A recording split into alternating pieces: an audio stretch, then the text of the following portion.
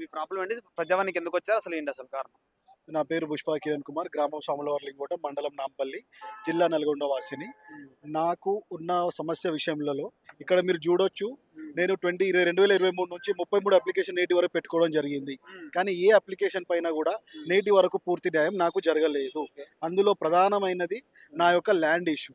Land ఇష్యూలో నేను ప్రతి సర్వే నంబర్లలో నేను 8 అప్లికేషన్లు స్టార్టింగ్లో పెట్టుకున్నాను.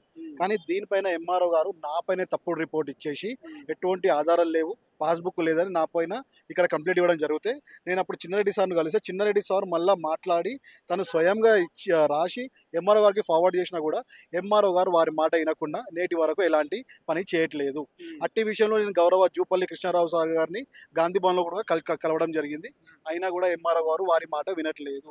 అంతేకాకుండా ఇక్కడ మీరు చూడొచ్చు, నేను ఒక అప్లికేషన్ ఇచ్చింది 2023లో ఇచ్చినాను. ఇక్కడ మీరు చూసుకోండి, ఈ అప్లికేషన్ డేటు 16/1/2024లో.